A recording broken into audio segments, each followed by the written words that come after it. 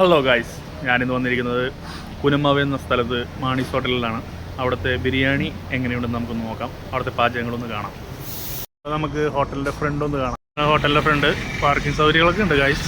ഇപ്പുറത്തൊരു bakery ഉണ്ട്. അപ്പോൾ കഴിക്കാത്തവർ ഈ ഹോട്ടലിൽ എന്തായാലും വന്ന് കഴിച്ച് നോക്കണം. ഭയങ്കര ചീപ്പ് റേറ്റാണ്. ഓക്കെ മോശേട്ടാ, എന്തൊക്കെയാണ് ബിരിയാണിക്ക് വേണ്ടത്? ആദ്യം നമ്മൾ 1 കിലോ 10 കിലോ അരിയാണ് നമ്മളിപ്പോൾ എടുക്കുന്നത്. 10 കിലോ അരിക്ക് 1 കിലോ സൺഫ്ലവർ ഓയിലും 1 കിലോ ഡാൽഡയാണ് നമ്മൾ ആദ്യം ഒഴിക്കുന്നത്. അതിപ്പോൾ സൺഫ്ലവർ നമ്മൾ 1 കിലോ ഡാൽഡയും കൂടി ഒഴിക്കാൻ പോകും. 10 കിലോ ബിരിയാണിക്ക് 10 കിലോ ബിരിയാണി 10 കിലോ നമ്മളെടുക്കുന്ന ചെറിയ അരിയാണ് കൈമ. അതിന് നമ്മൾ കറികറ, പട്ട, തക്കോലം, ജാതിപത്രി, സാജീരകം, ഏലക്ക, ഒരുപാട് ഐറ്റംസ് ഉണ്ടല്ലോ. 7 ഐറ്റമാണ് നമ്മുടെ ഇതിലുള്ളത്. എന്നിട്ട് പച്ചമുളക്, ഇഞ്ചി paste, ginger garlic paste, carrot വരുന്നില്ല. നമ്മുടെ റൈസിന് ഭംഗി കിട്ടാൻ വേണ്ടിയാണ് 2 ക്യാരറ്റ്.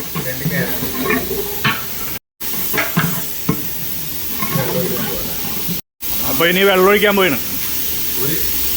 10 കിലോ അരിക്ക് 1 കിലോ അരിക്ക് നമ്മൾ ഇത് 2 കിലോ വെള്ളമാണ് ഒഴിക്കുന്നത്.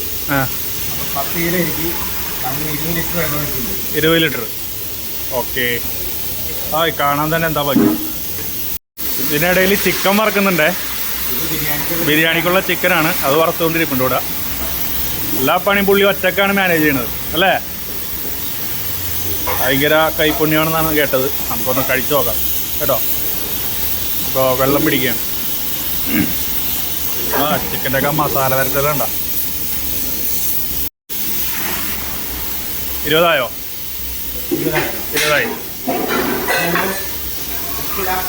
ഉപ്പിടാൻ പോണേ. എന്തോരം ഉപ്പാ? നമ്മൾ ശ്രദ്ധിക്കുന്നതെന്ന് വെച്ചാൽ ഉപ്പ് നമുക്ക് ഈ വെള്ളം തൊട്ട് നോക്കുമ്പോൾ ഉപ്പ് കൂടുതലായിട്ട് തോന്നാം. കൂടുതലെന്ന് പറഞ്ഞാൽ അല്പം കൂടുതലായിട്ട് തോന്നണം. അപ്പോഴേ ആ റൈസിന് ശരിയായ ഉപ്പ് വരുള്ളൂ. അത് ബിരിയാണി ഉപ്പ് കുറവായിരിക്കും. അപ്പോൾ റൈസിൽ വെള്ളത്തിൽ ഉപ്പ് ഇത്തിരി കൂടുതൽ തോന്നണം. എല്ലാവരും കേട്ട് പഠിച്ചോട്ടാ. 2 പീസ് നാരങ്ങയുണ്ട്. ഈ അരിക്ക് പശപ്പില്ലാതെ അരി ഒട്ടാതിരിക്കാൻ വേണ്ടിയാണ്. അരി ഒട്ടാതിരിക്കാൻ ഒരു ടെക്നിക്കാണോ അത്? ചിലർ ചുവപ്പ് കഴിക്കും, ചിലർ നാരങ്ങ ഇടും. കൊള്ളാം. അതിൻ്റെ ഇടയ്ക്ക് ഇവിടെ പണി ചെയ്തുകൊണ്ടിരിക്കുകയാണ്. ചിക്കൻ വറുത്തുകൊണ്ടിരിക്കുകയാണ്. ഉപ്പ് നോക്കണേണോ? ഓക്കെ ആണോ? കൂടുതലുണ്ട്. ഇപ്പൊ ഇത് കറക്റ്റ് ആയിരിക്കും. അരി വീഴുമ്പോൾ ഈ ഉപ്പ് തട്ടി പാകായിരിക്കും. കുറെ ഒച്ചപ്പാടുണ്ട്. അതൊരു ഹോട്ടലായതുകൊണ്ടാണ്. അരി തിളക്കണം. പക്ഷേ വെള്ളം തിളക്കണം.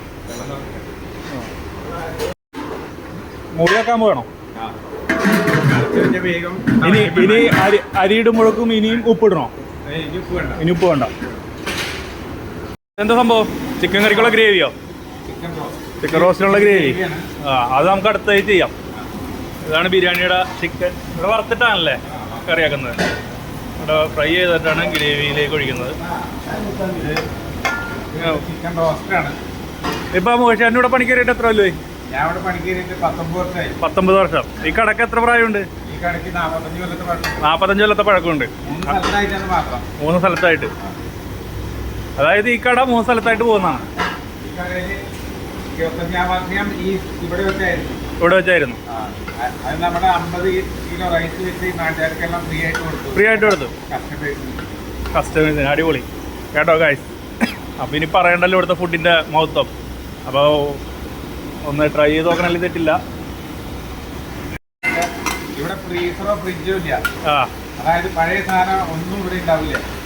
ഇവിടുത്തെ ക്ലോസിംഗ് ടൈം എന്ന് പറഞ്ഞാൽ സാധനങ്ങൾ തീരെ അപ്പം അടയ്ക്കാവുന്നതാണ്. ഒരു 7 മണി 7:30 മണി 8 മണിയാകുമ്പോഴേക്കും എല്ലാം തീരും. അപ്പം ക്ലോസ് ചെയ്യും. ഒരു സാധനം ഇവിടെ പഴയതുണ്ടാവും. ബിരിയാണിക്ക് എങ്ങനെ ഇവിടുത്തെ റേറ്റ്?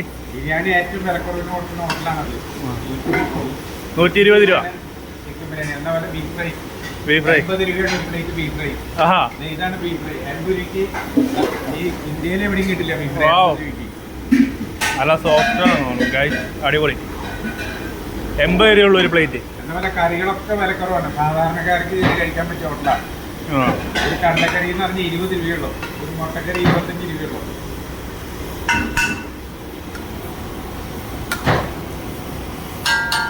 നമ്മൾ അടുത്ത വീഡിയോയിൽ ചിക്കൻ ഫ്രൈക്ക് എന്തൊക്കെ മസാലക്കൂട്ടുകളാണ് ഇട്ടതെന്നും എന്തൊക്കെ ചെയ്യണമെന്നുള്ളതും കാണിക്കുന്നതായിരിക്കും കേട്ടോ. അമ്മ എല്ലായിടത്തും കാണുന്ന പോലെയല്ല, നല്ല ക്ലീൻ ആയിട്ടുള്ളൊരു അടുക്കളയാണ്. ഇവിടുത്തെ ഫുഡും നല്ല അഭിപ്രായമാണ് എല്ലായിരിക്കും. നമുക്ക് കൂടുതൽ കാഴ്ചകളിലേക്ക് പോവാം. അപ്പോൾ നമ്മുടെ വെള്ളം തിളച്ചിരിക്കുകയാണ് ഗായ്സ്, വെട്ടിത്തിളയ്ക്കണം.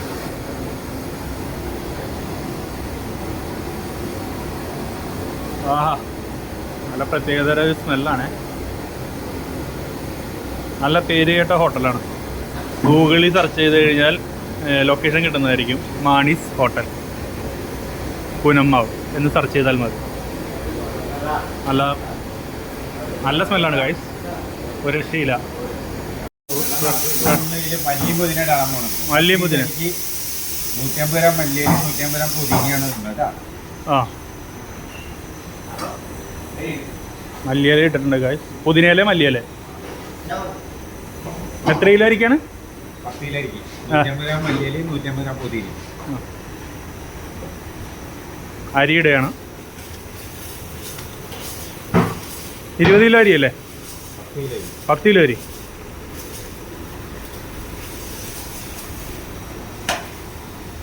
ആ, 20 ലിറ്റർ വെള്ളമെന്നല്ല പറഞ്ഞത്. 10 കിലോ അരിക്ക് 20 ലിറ്റർ വെള്ളം.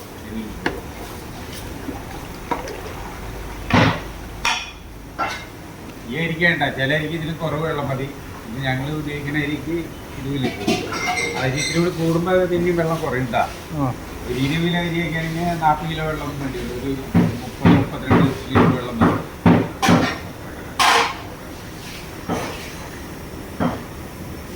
എന്തു ഭംഗി നിന്നെ കാണാൻ. ഇത് അടച്ചു വയ്ക്കാൻ പറ്റും. 20 ലിറ്ററിൽ ഇത് പറ്റി കിട്ടുന്നുണ്ട്. അടച്ചു വെച്ചിരിക്കണേ ഗായ്സ്, ഇനി പൊട്ടിക്കുന്നത് കാണാം. ശരി, എന്താണ് കയ്യിൽ? നമ്മളെ എനിക്കൊരു 200 ഗ്രാം നെയ്യും കൂടി വെക്കിയിട്ടുണ്ട്. 200 ഗ്രാം. ആ, എല്ലാ നെയ്യൊക്കെ ഇട്ട നല്ല കിടുക്കാച്ചി ബിരിയാണി. 6 kg ഞങ്ങൾ ഉപയോഗിക്കുന്നത്. 6 kg. ഇത് ബീഫ് ബിരിയാണിയുടെ ബീഫാണ്. നല്ല സ്മെല്ലാണ് വരുന്നത്. ഇതിൻ്റെ വീഡിയോ നമ്മ അടുത്തതിൽ കാണിക്കുന്നതായിരിക്കും.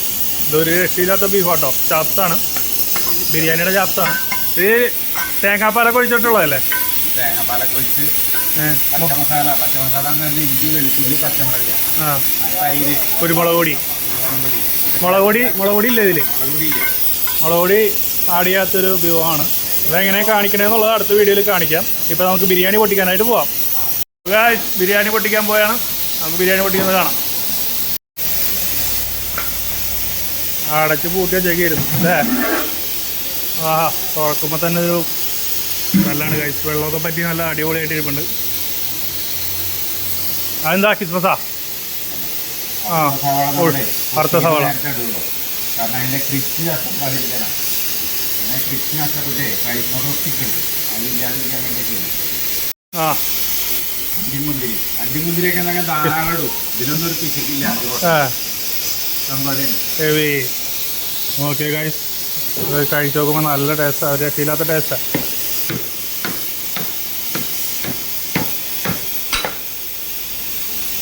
ബിരിയാണി പൊട്ടിക്കുകയാണ്. ആ, 10 കിലോ ബിരിയാണി അല്ലേ അത്? 10 കിലോ ബിരിയാണി. അപ്പോൾ കലാശക്കൊട്ടിലേക്ക് അടുത്തിരിക്കുകയാണ്.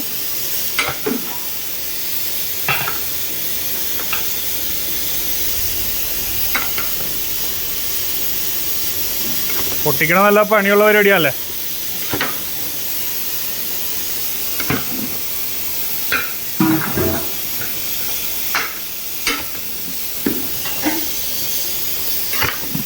ഇനി പൊട്ടിച്ചിട്ട് ക്രിസ്മസ് അണ്ടിപ്പരിപ്പൊക്കെ ഇടോ? ഇനി ഇടൂ. ഓ,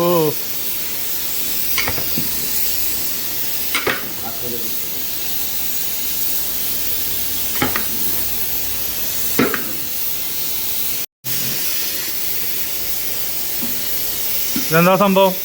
ഞങ്ങള് ഫ്ലാസ്കിൽ ചൂടാതെ ഇരിക്കാനുള്ള ഫ്ലാസ്കാണ് ഇത്. ഇതിനായിട്ടാണ് ഫ്രണ്ടിൽ കൊണ്ട് സർവ് ചെയ്യുള്ളൂ. ആ, അതായത് അപ്പൊ ചൂടോടെ കിട്ടും. ചൂടോടെ കിട്ടും. ആവി കിടക്കുന്ന ബിരിയാണി ആയിരിക്കും. ആ, ബിരിയാണിയിൽ മുട്ടയൊക്കെ ഉണ്ട് ഇവിടെ? മുട്ടയുണ്ട്. മുട്ട എങ്കിലും കൊടുക്കുന്നുണ്ട് ഇവിടെ ഈ അടുത്തുള്ള ഹോട്ടലുകളിലും. മുട്ടയും പപ്പടമൊക്കെ ഉണ്ട്. പപ്പടം എല്ലാം ഉണ്ട്. കസ്റ്റമർ തൈര്, നല്ല കട്ട തൈരുള്ള കസ്റ്റമറാണ്. ആ,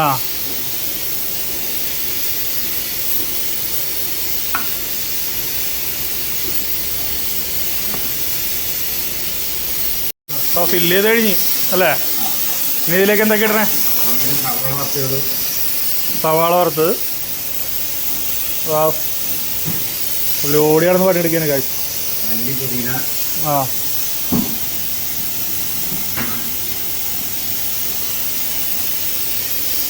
ഓക്കെ. അണ്ടിപ്പരിപ്പ് ബിസിനസ് ഇനി ഇടും. പിന്നീട് ലാഭമുള്ളത് ഇത് മുതലിക്കോ അത്?